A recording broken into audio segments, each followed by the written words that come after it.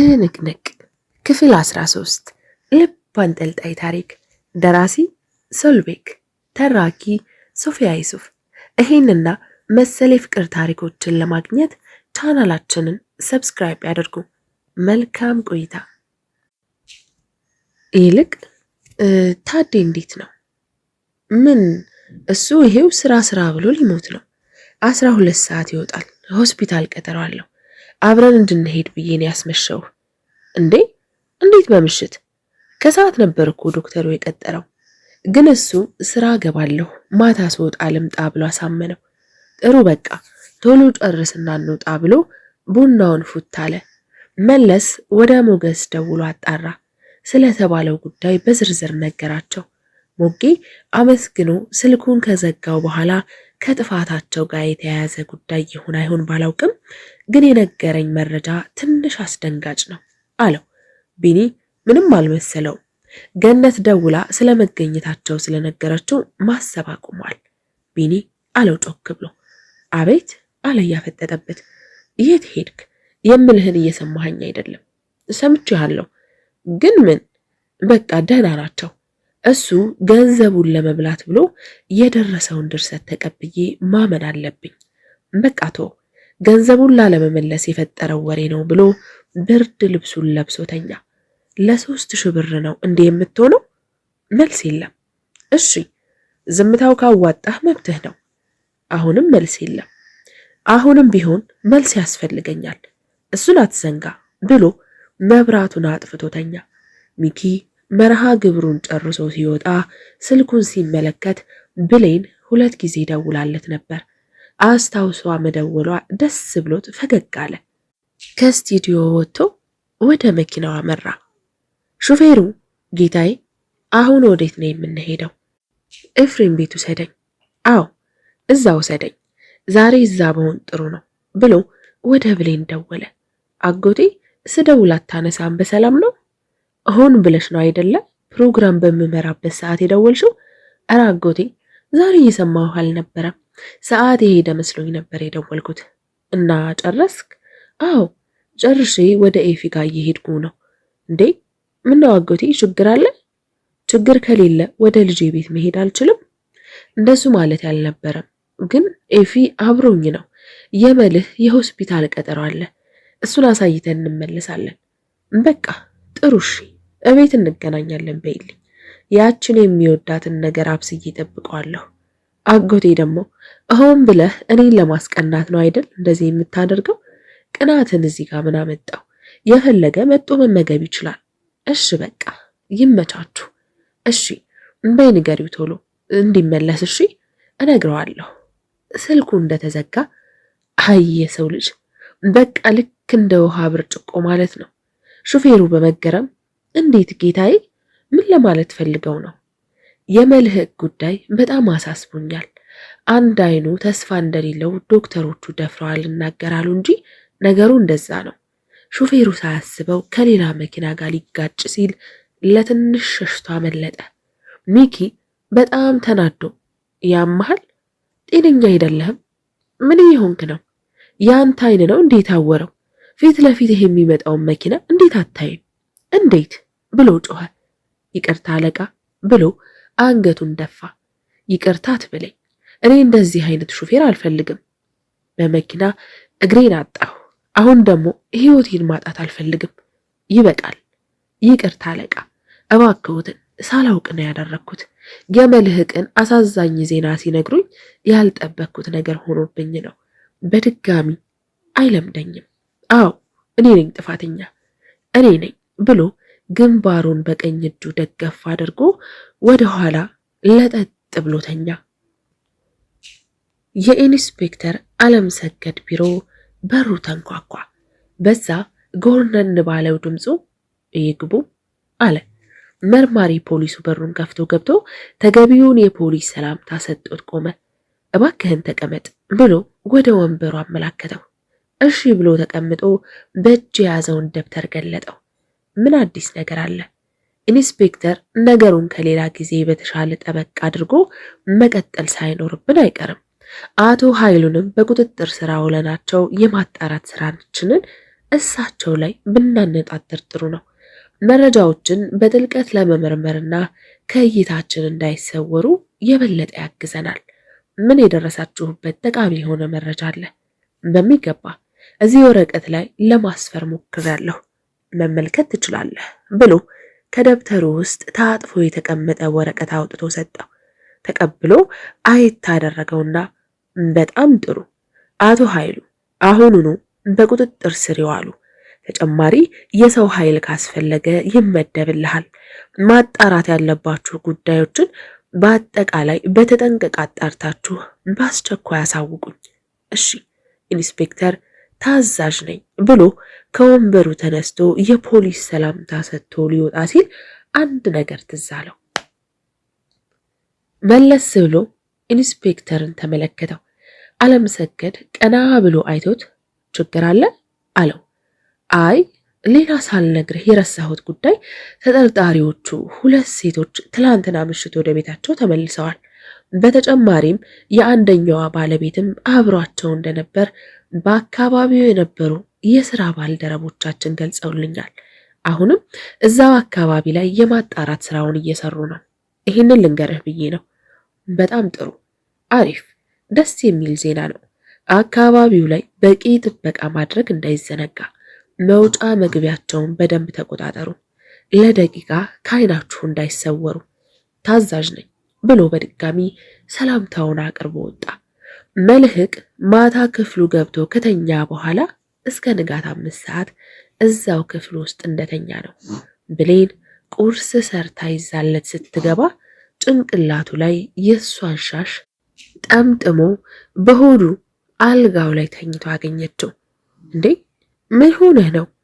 በሰላም ነው አለችው ጠጋ ብላ። መልህቅ ውዴ ተነስ እንጂ ቁርስህን ብላ። አልፈልግም። እንዴ ምን ማለት ነው? ማታም እምቢ ብለህ ተኛህ፣ አሁን ደግሞ እስከዚህ ሰዓት በል ተነስ ብላ ከትከሻው ብድግ አደረገችው። ተይኝ ፍቅሬ፣ ብቻዬን መሆን ነው የምፈልገው። ለምን ብቻህን ትሆናለህ? እኔን አትፈልገኝም? ዝም አላት። አሁኑኑ ተነስተህ ካልበላህ እዝች ቤት አታገኘኝም ብላ ከአልጋው አጠገብ ካለው ወንበር ላይ ተቀመጠች። መልህቅ ከቆይታዎች በኋላ ብድግ ብሎ በጀርባው ተኛ። ቆይ ከጀርባህ ትራስ ላስገባለህ ብላ ብድግ አለች።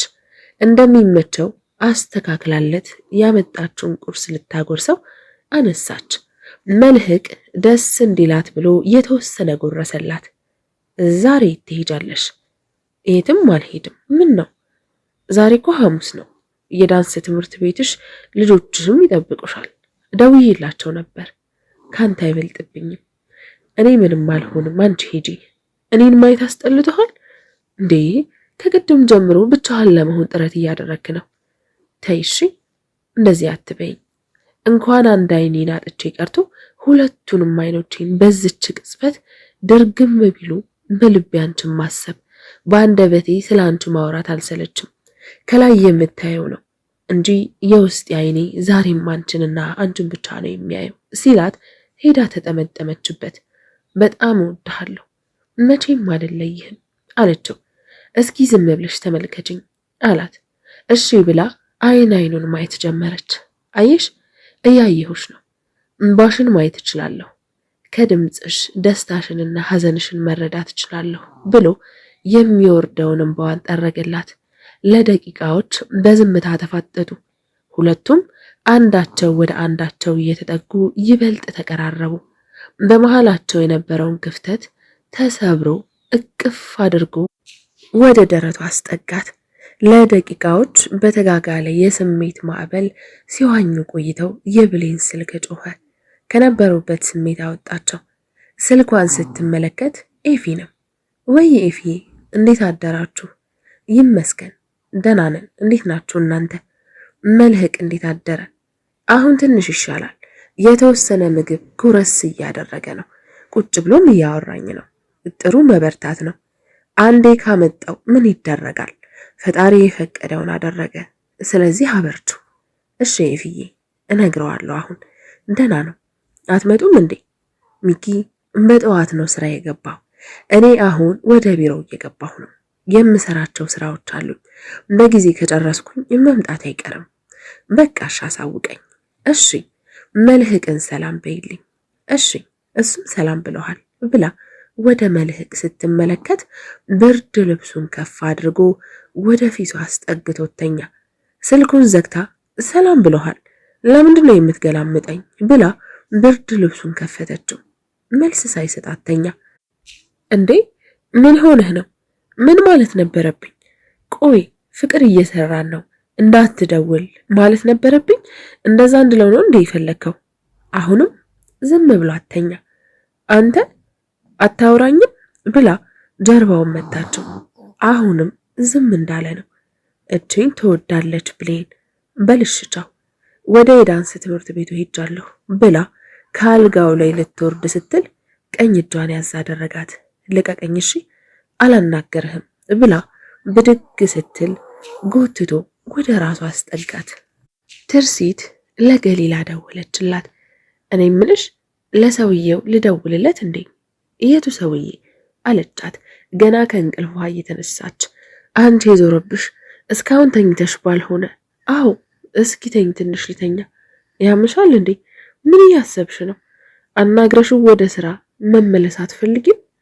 እሺ በኋላ ቤት መጣና እናወራለን። ገሊ አታበሳጭኝ። ይኸውልሽ ቀጥ ብዬ እንዳልመጣልሽ። ገሊላ እያዛጋች ተነስታ አልጋዋ ላይ ቁጭ አለች። እሺ እንዴት ነው እንደ ሌባ ከሚቆጥረኝ አለቃዬ ጋር የምሰራው? አስበሽዋል? ሰራተኞቹ ራሱ ለኔ የሚኖራቸውን አመለካከት። አዎ ግን ምን ላይ እንደደረሰ እንኳ እስካሁን አናቅም። ለታዴም ስለ ጉዳዩ አንስቼ አላወራሁለትም። ከተናደደብኝ ብዬ ፈራሁ። እንዴ ምን ያስፈራሻል? በቃ ተቀብሎ ከሆነም ይናገር። በሱ ምክንያት ስንት ነገር አጣን። እኔ እንደውም ትላንትና ልጠይቀው ነበር፣ ከአንቺ አንደበት ቢሰማ የተሻለ ነው ብዬ ነው የተውኩት። እሱማ ልክ ነሽ፣ ግን ማታ ማዘር ፖሊሶች ፈልገውኝ ቤት ድረስ መጥተው እንደነበር ሲነግሩኝ ሰምተው ጠየቀኝ። ምንም እንደማላቅ ገለጽኩለት። የምርሽን ነው? አዎ ከ2 ቀን በፊት መጥተው እማማን አንዳንድ ጥያቄዎችን ጠይቀዋቸው ነው የሄዱት። ወይኔ ጉዳችን! በቃ አሁንም ከእስር ቤት ወደ እስር ቤት ብላ ከአልጋው ላይ ወርዳ ተንቆራጠጠች። በይበይ አሁኑኑ ለባብሽና ወደ ቤት ነኝ፣ ምን ማድረግ እንዳለብን እንወስናለን ተባብለው ስልኩ ተዘጋ። ገሊላ ውስጧ በጣም ፈራ። ጊዜ ሳታጠፋ ለባብሳ ወጣች። ታክሲ ጥበቃ እንደቆመች ፈርጠም ያለ ሰውነት ያላቸው 2 ወንዶች ካጠገቧ ሄደው ቆሙ። ትኩረት አልሰጠቻቸውም። የአየር ጤና ታክሲ ሲመጣ ተጋፍታ ገባች። ወጣቶቹም አብረዋት ገቡ። የምትፈልግበት ቦታ ስትደርስ ወረደች። እነሱም አብረዋት ወረዱ። ምንም ሳትል ወደ ትርሲት ቤት የሚወስደውን ቅያስ ይዛ መሄድ ጀመረች። መታጠፊያዎቹ ብዙ ስለነበሩ በየገባችበት እየገቡ ስትመለከታቸው ጥርጣሬ አደረባት። በፍርሃት እየተንቀጠቀጠች ፍጥነቷን ጨምራ መጓዝ ጀመረች። አሁንም የእሷን ዱካ እየተከተሉ መሄዱን ተያይዘውታል። አሁን ስገባ ከተመለከቱኝ ከትርሲት ጋር አንድ ላይ ወደ እስር ቤት ነው የሚያስገቡን ብላ በሌላኛው ቅያስ ወደ መጣችበት አስፓልት ተመልሳ ዞራ ስትሄድ የሁሉም ግራ ቀኟን ተመለከተችና አጣቻቸው። ፈለገቻቸው ግን የሉም። ወዲያው ስልኳን አውጥታ ለትርሲት ደወለችላት። ስሚኝ ትርሲቲ፣ እኔ የነታዴ ግብረ አበሮች የሆኑ ሲቪል ለባሽ ፖሊሶች ብቻ እየተከታተሉኝ ነው። ምን? እና አሁን አንቺ የት ነሽ? ቤትሽ ጋር ደርሼ አንቺን ማሳየት እንዳይሆንብኝ ብዬ እየተመለስኩኝ ነው። ጥሩ አደረግሽ። በቃ ለነገሩ እኮ እኔንም ቢፈልጉኝ ሊያገኙኝ ይችላሉ። ከዚህ በፊት መጣው አልነበር?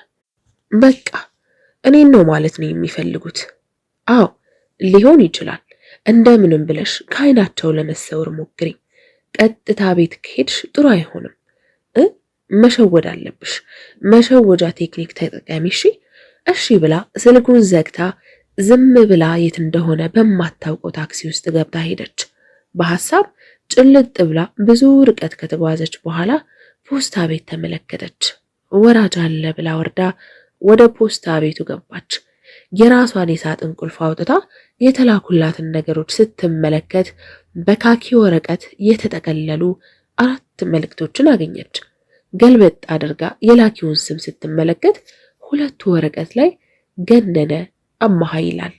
ሁለቱም ወረቀት ላይ ግን ምንም አይነት የላኪ ስምም ይሁን አድራሻ የለበትም። ግራ እየተጋባች ከፖስታ ቤት ወጣች። በሩ ጋር ቆማ ግራና ቀኝ ስትመለከት ቅድም የተመለከተቻቸው ወጣቶች የሉም። ቢሆንም ልቧ በጣም ፈርቷል። ፈጠን ብላ መራመድ ጀመረች። የተወሰነ እንደተጓዘች ከፊት ለፊት የሚሄዱት ፈርጠም ያሉ ሁለት ወጣቶችን ተመለከተች።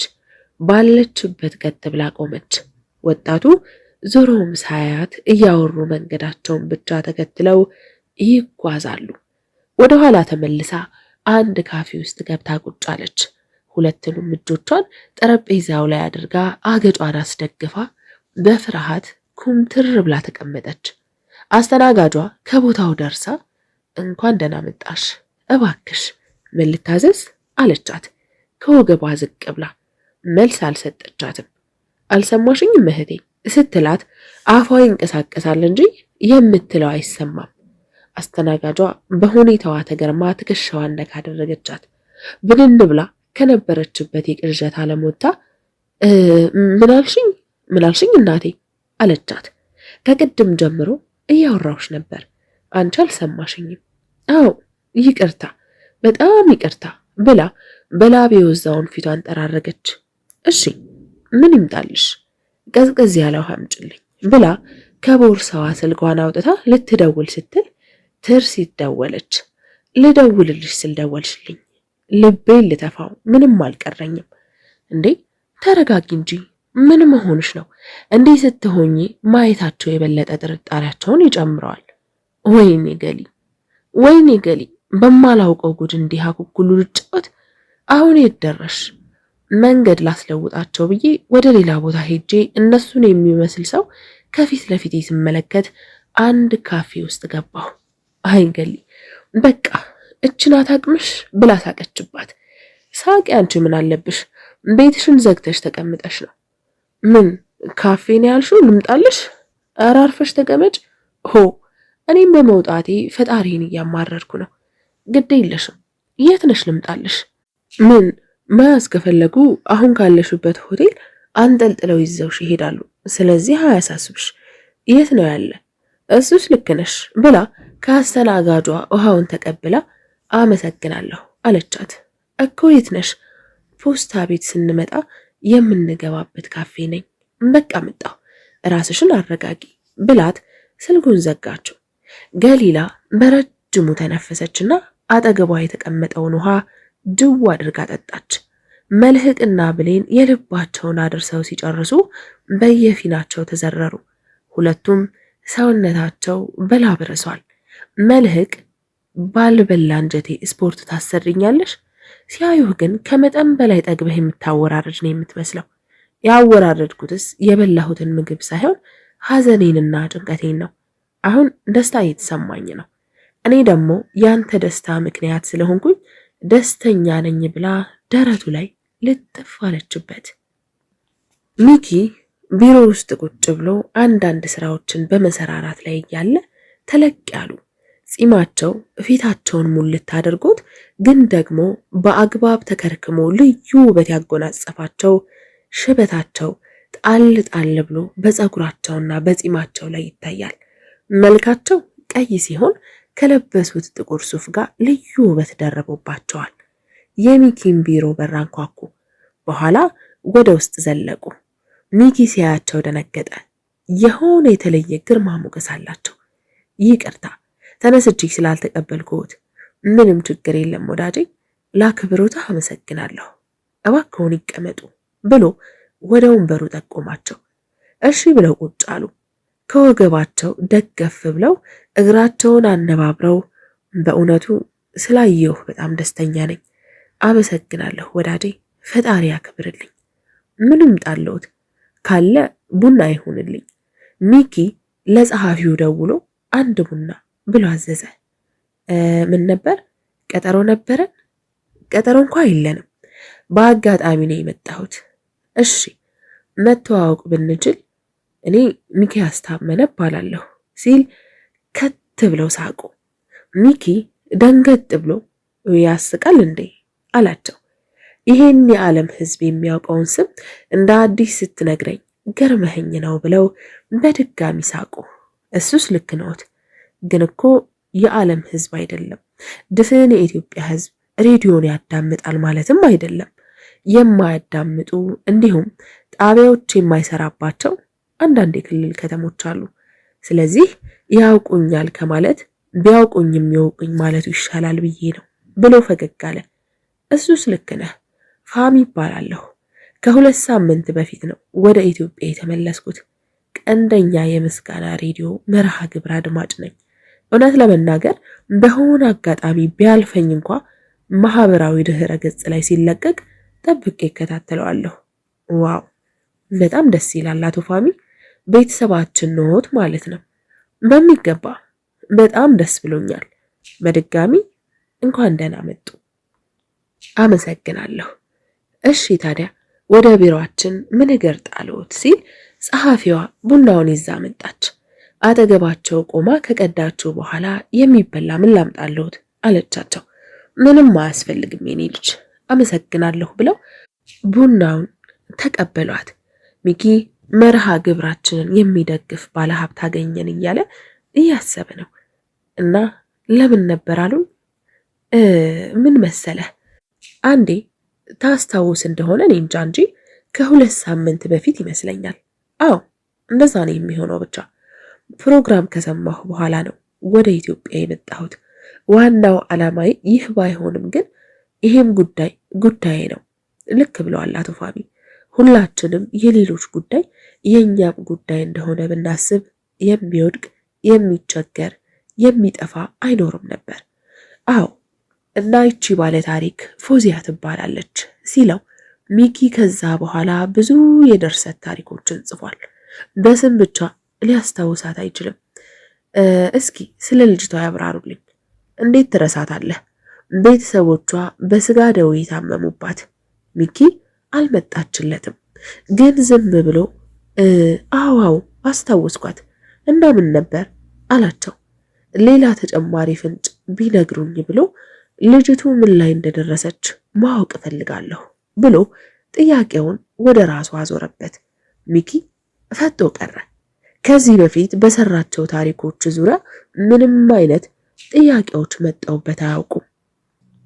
የት ይግቡ፣ የት ይውጡ፣ ምን ይሁኑ፣ ማን ይሁኑ ማንም አይጠይቅም። ብቻ ገንዘባቸውን ብቻ ባሉበት ሆነው በመላክ ነበር ለብዙ ጊዜያት ሲሰራ የቆየው። ዛሬ ግን ያልጠበቀው ነገር ቢሮው ድረስ ተከትሎት መጣ። ያው ማድረግ የሚጠበቅብንን ከአድማጮቻችን ጋር በመተባበር አድርገንላታል። ምን ያህል ደግ ህዝብ እንዳለ መገመት እስኪከብድህ ድረስ ማለት ነው። መላው የኢትዮጵያ ህዝብ ነው የተረባረበላት ማለት ይቻላል ብሎ ባልተረዳው ሐሳብ ላይ ዝም ብሎ ለፈለፈ። በጣም ደስ ይላል። ቤተሰቦቿ አተረፉላት። ምን ባክህ ብዙ ሞከርን ግን አልቻልንም። ፈጣሪ አልፈቀደም። ኦ በጣም ያሳዝናል። ታሪኩን ስሰማ ወላሂ በጣም ነበር ልቤ የተነካው። እዛ ሆኜ በጣም አለቀስኩኝ። እኔም በልጅነቴ ነው ቤተሰቦቼን ያጣሁት። ከዛ በኋላ ራሴን ለማኖር ምሽት ላይ ቆሎና የተቀቀለ እንቁላል በመሸጥ ነው የከፍተኛ ደረጃ ትምህርቴን የጨረስኩት። ከዛ በስኮላርሺፕ አማካኝነት ወደ አሜሪካ ቀናሁ። በዛው ኑሮዬ እዛው ሆነና ቀረ እና ወዲያው ያ የድሮ ያሳለፍኩት የመከራ ህይወቴ ነው የታወሰኝ። ኦ በጣም ያሳዝናል። ከባድ ጊዜ ነበር። አዎ ግን አሁን አልፏል። ያ ነው ደስ የሚያሰኘው ብሎ ፈገግ አለ። እናም ይህችን ልጅ በምችለው ሁሉ ላግዛት ፈልጋለሁ። እንደ ልጄ ተንከባክቤ የተሻለ ቦታ እንድትደርስ የበኩሌን ድርሻ መወጣት ግዴታዬ ነው። በእውነቱ በጣም ትልቅ ሰው ነዎት። እኛን አድምጠው ስራዬ ብለው እዚህ ድረስ እኛን ለማገዝ አንድ የማያውቁትን ሰው ለመርዳት ስለመጡ ለእርስዎ ትልቅ ክብር እንዲሰማኝ ያደርገውኛል። በጣቢያው ስም ከልብ አመሰግናለሁ። ኧረ አይገባም። እኔ ነኝ ማመስገን ያለብኝ። ይህን እድል ስለሰጣችሁም ማመስገን አለብኝ። በእውነቱ እድለኛ ነኝ። ዛሬ ቀድሜ ቀጠሮ ያስያዝኳቸው ነገሮች ስላሉ ስልክ እንለዋወጥና እንደዋወላለን። ይቻላል። ይሄውልህ ቢዝነስ ካርዴ ብለው አውጥተው ሰጥ። በጣም ጥሩ። በቃ እደውልልዎታለሁ። ስልክህን እጠብቃለሁ። ከቻልክ አታዘግይብኝ። የአንድ ሳምንት ጊዜ ነው ያለኝ። እሺ፣ ምንም አያስቡ። በፍጥነት አሳውቅዎታለሁ። እሺ፣ አመሰግናለሁ ብለው ከወንበራቸው ተነስተው ጨበጡትና ተሰናብተውት ወጡ። ክፍል 14 ይቀጥላል።